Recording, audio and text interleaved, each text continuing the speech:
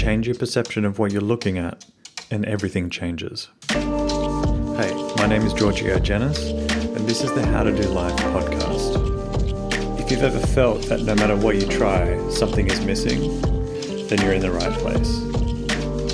My aim with this podcast is to begin filling in those blanks for you. So open your mind and get ready, because I'm about to show you an entirely different way to look at your life. And once you've seen it, you can't unsee it. So let's get started. All right, welcome to another episode of the podcast. A bit of a controversial one. And when I say controversial, I mean it's my version of controversial. It's certainly not the world's version of that. What I mean by that is there's this line that kind of struck me many years ago, which was to look for the opportunity while everyone else is distracted by fear.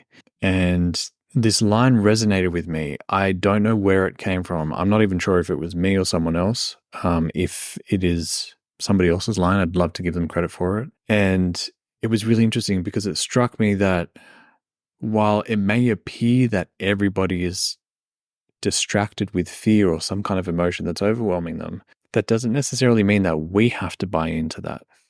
There's a way that we're able to navigate it for ourselves where we're not being swept up in the fear and emotions that everyone else is experiencing.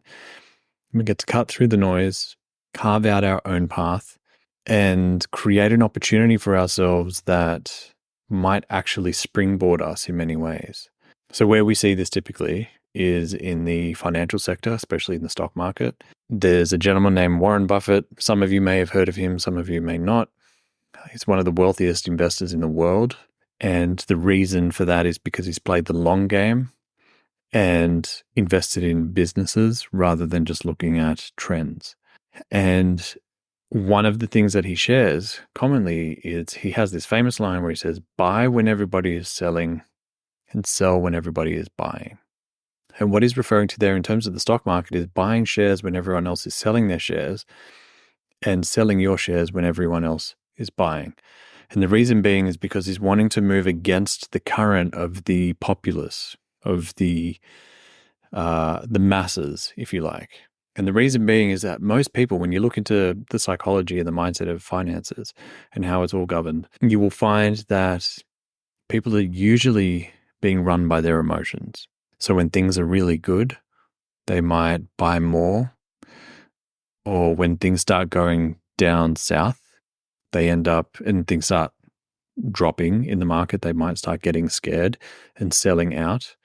And so what people are doing is they're buying when things are really expensive and they're selling when things are really cheap, and they're losing money in between. We saw a lot of that in the initial months and weeks of the pandemic, where the stock market actually took a significant hit very quickly. I think it was about 25 to 30% as an overall index dropped. And so a lot of people lost money because they were selling. Had they just held on, the market eventually bounced back and they wouldn't have lost any money at all. But because there was panic and people were being influenced by their emotions and their fear, they were selling, they weren't thinking things through, and they were getting out of the market and selling out their positions and losing a bunch of money in the process. I mean, we see mass emotions and mass fear when you look at, again, with the pandemic, we saw toilet paper running out and tissues as well, because people were panicked and they were buying something that they felt like if they didn't have, they'd be in a vulnerable situation. And so there was a lot of fear when people were buying significantly more toilet paper than what they would usually buy, even though the supply chain had enough for everybody and didn't intend on slowing down production anytime soon. Suddenly it just got snatched off shelves, and that created this kind of cascade of panic. And so what was really interesting, it got to a point where my wife asked me during that period, she's like, should we be buying like a huge stack of toilet paper just in case? And, I said to her, I'm like, we can, but we don't need to rush to do it. We're going to be fine. Like, there's plenty of toilet paper in the world. It's not going to be something that we're going to be really concerned about. There's greater concerns here, like the actual health of people rather than toilet paper. And that proved to be true, right? We did need to stock up, and we didn't really stock up that much on toilet paper, but we had enough to get us through until the supply chain restocked, and then, it was readily available whenever we needed it. And so like, this is the power of emotions and fear, especially when you see it in a mass condition, or when you're seeing it in the marketplace, or you're seeing it in the masses and the general population, they're usually being governed by their own emotions and not thinking things through. In fact, we see it, you think about Black Friday, right? And then I think, what do we have? Cyber Monday. And you see a lot of people, and then in Australia, at least, we've got the Boxing Day sales. You've got all these different huge sales, and people are buying things that they wouldn't usually buy, or buying quantities that they wouldn't usually buy out of fear of missing out, right? These are fears. They're anxieties. In reality, their lives will be fine without these purchases. But because they're being governed by their emotions, and they're not governing their own mind, they're not thinking using the executive center of the brain, the prefrontal cortex, they're not thinking things through. And usually this leads to people losing money in their lives because they're spending more than what they actually need. They can't really break out of this cycle. And so I think, at least in the financial market, that's definitely true. But in the business world, we see this too. So usually there might be a period of time where it appears that a market goes quiet, or because of the inflation rates, things start to slow down and people start getting a little bit worried. So they start tightening their spending, and then businesses might start getting panicked, thinking, well, the market as a whole is not doing well. I'm starting to shit myself. I'm starting to get really scared about the situation out there. And so you start getting scared, and then you start hearing from other businesses who are all reporting the same thing. And while there may be an element of truth that the market's dying down, even in quiet markets, even in recessions, businesses have boomed. And so it's a matter of not the market conditions, but who's looking for the opportunity. We also see this with the recruitment space, people looking for jobs and unemployment. It's not a question of if there are opportunities out there. If you're buying into what the media is telling you, which is based on collective data, it might sound like there's no opportunity, but there's still people being hired in different companies. And there are people leaving jobs and going into other positions in other companies. So it's not a question of if the opportunity exists out there. It's a question of, are you willing to overcome the emotions that you're wrestling with, start mastering your emotions, start getting really clear and functioning from the executive center of the brain, as opposed to the amygdala, which is the fight-flight part of the brain that responds to fight or flight and starts governing the body that way? Or do you start looking for the opportunity? Do you start looking for the things that everybody else is overlooking because they're so distracted by fear? Here's why I think this is important. You've most definitely experienced a moment in your life where you've been stuck in fear or anxiety or overwhelm. In those moments, you find it really difficult to think clearly. You can't think rationally. You can't think creatively. You're certainly not doing much arithmetic, right? You're basically in fight or flight response. And I know they've added a third one, which is fight, flight, or freeze. But basically, you're in this state that is not one where you're governing your own mind, but your brain is governing you and your emotions are governing you. And usually what that looks like is not being able to think clearly. Why is that? Well, we've found that when people go into a fear state and an anxious state, blood and oxygen gets redirected. That's a primary resource for the brain.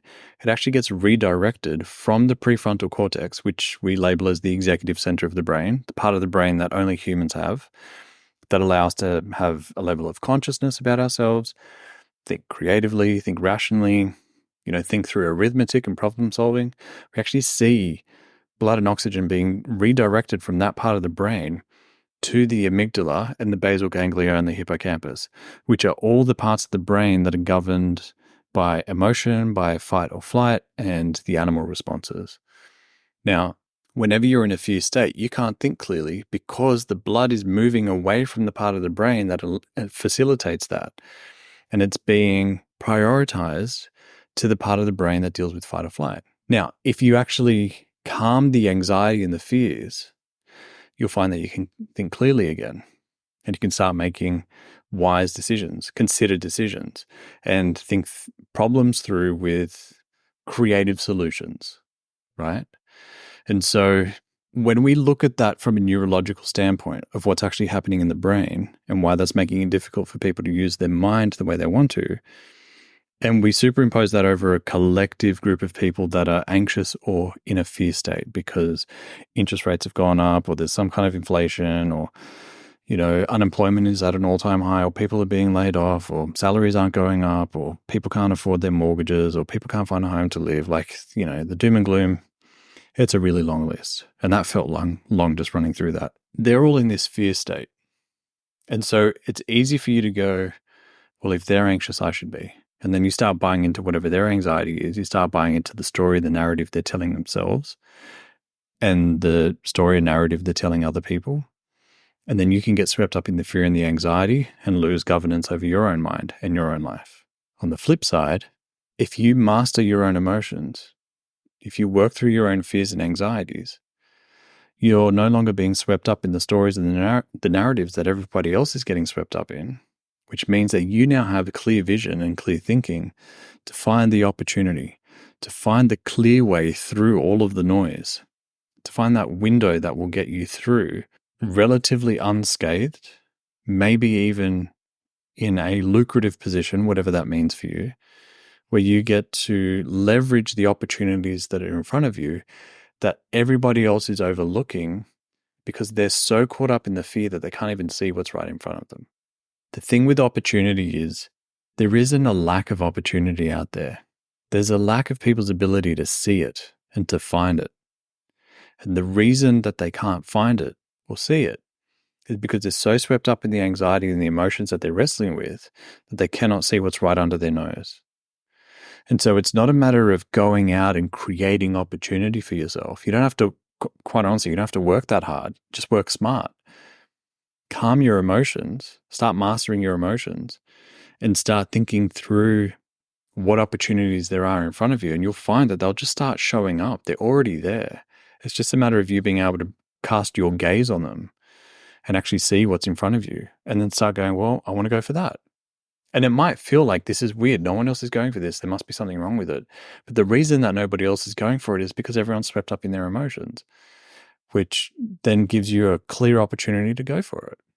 In fact, the office that I'm in now, the way we found this place was that there wasn't anybody else looking at it.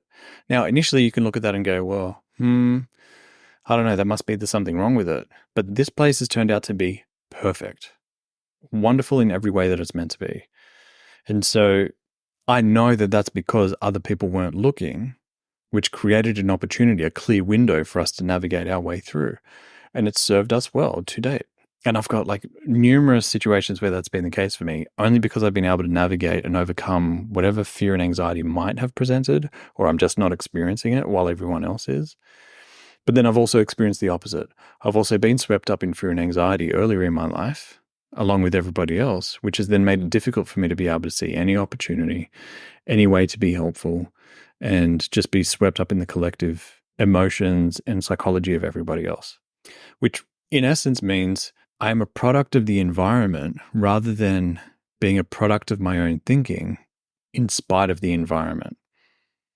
To me, the latter is the empowered individual.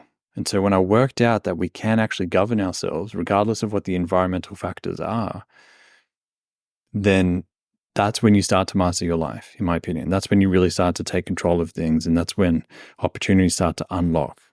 It's almost like doors that were once locked have been unlocked for you, and all you have to do is open it. Whereas for other people, it's locked, and it's only because they don't realize they're in such an emotional and fear and anxiety state. They don't realize the key's been in their pocket the whole time, but because they're so anxious, they're not slowing down enough to check their pockets and to check their pockets thoroughly. They're just doing a quick pat down going, there's nothing there. I'm screwed. Door's locked. What do I do? But if you slow down and you govern your mind, you put your hands in your pockets, you check your pockets thoroughly, you're like, what's this? You pull out a key. Like, this key fits this lock. The door unlocks and you walk through. And it almost feels too easy. And all you've done is slowed down long enough to be able to find the opportunity to unlock the door. And the reason you've been able to do that is because you governed your emotions. You didn't let them dictate the story, but you allowed yourself to kind of cut through the noise of the anxiety and the fear and the shame and the guilt that might be showing up and stepping through the doorway in front of you. So whatever area of your life, whether it's the dating world, because there are a lot of stories collectively about, I can't find any decent guys out there. I can't find any decent girls, or guys only want this and girls only want this. That's just what it's like. That's you buying into the story of the collective consciousness of what everyone else is up to and not actually going, well, there must be an opportunity, because it can't be that for 100% of the situation. The same is true for the job market. Same is true for if you're running a business, finding a marketplace of people that actually want to buy your product or service. You cannot find a place where there is 100% saturation of an idea with no opportunity for you to be able to cut through the noise. I haven't found that to be true. I've been doing this for a long time with a lot of people from different fields, and every time we find something, there's always an opportunity. It just takes overcoming the emotions to then show you these opportunities.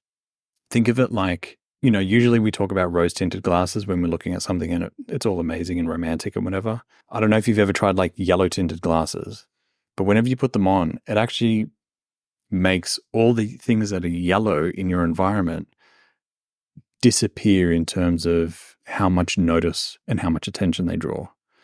Because the lenses that you're looking through cancel out the yellow that you're seeing there. And so you can't really see it. It doesn't jump out at you. Other colors might, but yellow doesn't.